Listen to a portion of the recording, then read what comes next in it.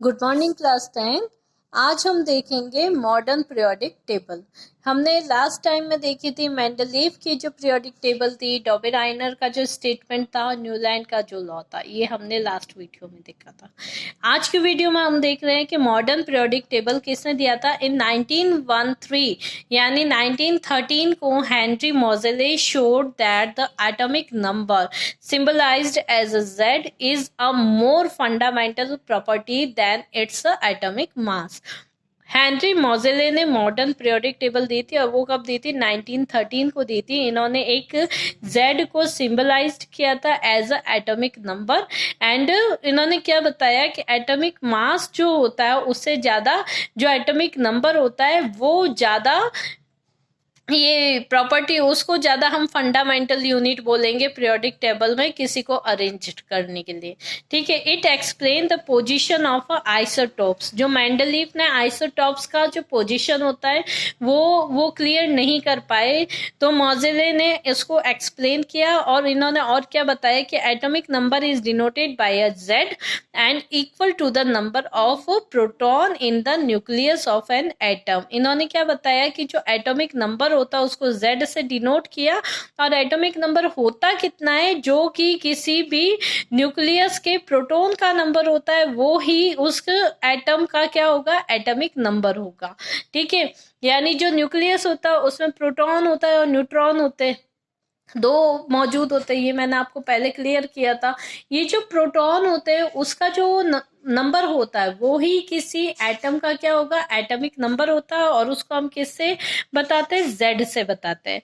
Modern periodic table जो होती है उसमें आपको क्या बताना है, 18 vertical column known as a group and 7 horizontal row known as a period. ठीक है। कि इसमें क्या बताया कि मॉडर्न पीरियोडिक टेबल में जो वर्टिकल कॉलम थे उनको हमने ग्रुप कहा और ये ग्रुप कितने हैं, 18 है।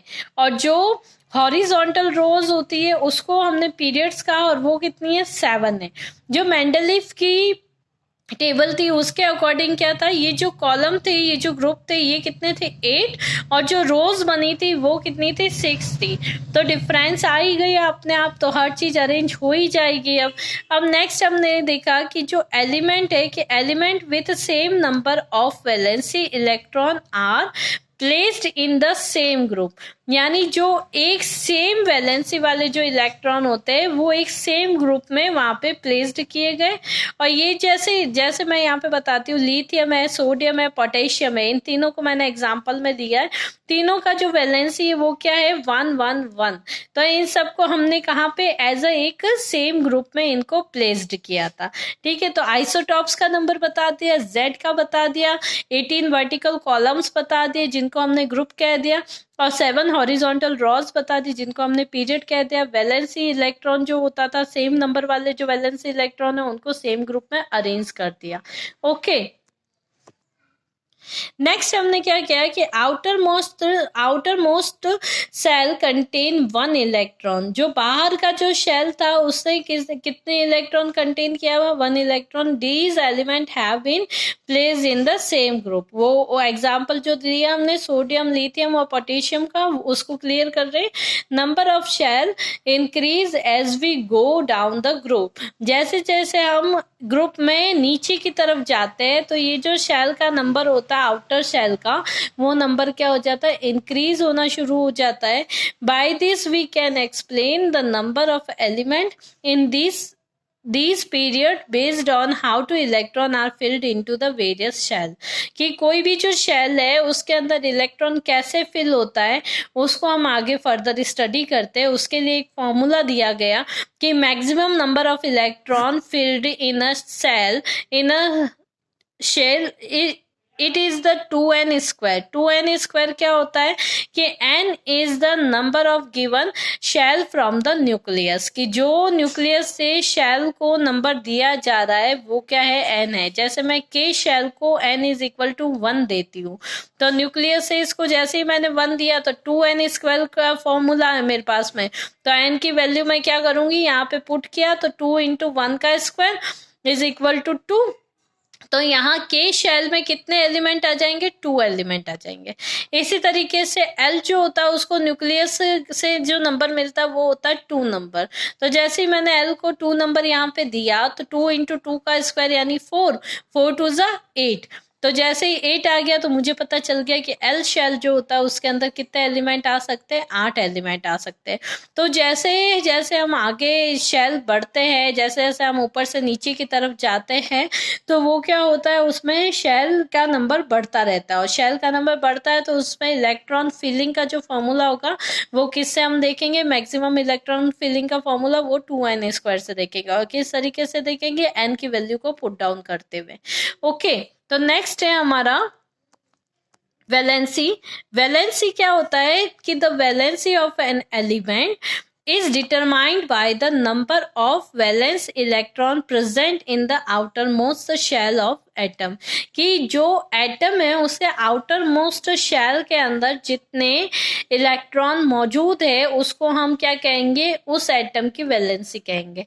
इन अदर लैंग्वेज हम ऐसे कह सकते हैं कि कोई भी जो इलेक्ट्रॉन होता है वो अपने आप में कंप्लीट होने के लिए क्या कहता है, उसका आउटर मोस्ट शेल जो होता है वो अपने को कंप्लीट करने के लिए जितने इलेक्ट्रॉन किसी को दे रहा है या जितने इलेक्ट्रॉन वापस ले रहा है, तो उसको नंबर जो होगा, वो जो नंबर होगा वो ही उसका क्या कहलाता है, वैलेंसी कहलाता है। यानी आउटर मोस्ट जो शेल होता है उसमें जो इलेक्ट्रॉन है या तो उसके नंबर को या फिर आउटर मोस्ट शेल को कंप्लीट करने के लिए जो इलेक्ट्रॉन लेना या देना पड़ता है, इसके लिए जो बीच में एक केमिस्ट्री बॉन्ड बनाना पड़ता है, उसी को हम क्या कहते हैं, वैलेंसी कहते हैं। नेक्स्ट होता है एटॉमिक साइज। तो atomic size is refer to radius of an atom. It is a distance between the centre of the nucleus and the outermost shell of an atom. यानी क्या होता है कि जो एटॉमिक साइज जो होता है वो एटॉमिक रेडियस के ऊपर डिपेंड करता है, और एटॉमिक रेडियस से आउटर मोस्ट शेल तक का जो डिफरेंस होता है वो ही उसका क्या कहलाता है, डिस्टेंस ही उसका एटॉमिक साइज को डिक्लेयर करता है। On moving from left to right in a period, जैसे जैसे हम एक पीरियड में लेफ्ट से राइट की तरफ जाते हैं तो उसका एटॉमिक साइज क्या होता है, डिक्रीज होता है। और जैसे जैसे हम, क्यों डिक्रीज होता है, क्योंकि उसका न्यूक्लियर चार्ज जो होता है वो इंक्रीज हो जाता है। और जैसे जैसे हम ऊपर से नीचे की तरफ जाते हैं तो एटॉमिक साइज क्या हो जाता है, इंक्रीज हो जाता है इन ग्रुप में। तो ये हम देखते हैं, on moving from the left to right in a period atomic size decreases because the nuclear charge is increase. इसका एक एग्जांपल दिया है मैंने इन पीरियड, यहाँ सोडियम से क्लोरीन तक का एग्जांपल है, यहाँ इनका रेडियस भी दिया है मैंने, और आप देख सकते हैं कि किस तरीके से एटॉमिक साइज इनकी डिक्रीज हो रही है। नेक्स्ट है इन अ ग्रुप। ग्रुप में बता सकते हैं हम कि एटॉमिक साइज जो होता है इंक्रीज होता है कैसे, डाउन द ग्रुप। जैसे हम ऊपर से नीचे की तरफ जाते हैं ग्रुप में तो वो एटॉमिक साइज क्या हो जाता है, इंक्रीज हो जाता है। ठीक है, और इसके लिए क्यों इंक्रीज क्यों होता है, क्योंकि उनका जो न्यूक्लियर चार्ज होता है वो क्या हो जाता है, बढ़ जाता है। तो इसका मैंने एग्जाम्पल आपको ये लिया है कि लिथियम सोडियम जो है ये सीजियम तक जाते जाते इनका एटॉमिक जो रेडियस है वो बढ़ी जा रही है और न्यूक्लियर साइज क्या बढ़ जाती है, इंक्रीज हो जाता है न्यूक्लियर चार्ज, और इससे इसका एटॉमिक साइज क्या हो जाता है, बढ़ जाता है। तो आप इस वीडियो में अच्छे से देखेंगे कि जो मॉडर्न पीरियोडिक टेबल है उसके रूल्स क्या है, उसके लॉस क्या है, और वैलेंसी क्या होती है, एटॉमिक साइज कैसे हम डिटरमाइन करते हैं। ओके, इसके आगे का हम नेक्स्ट वीडियो में देखते हैं।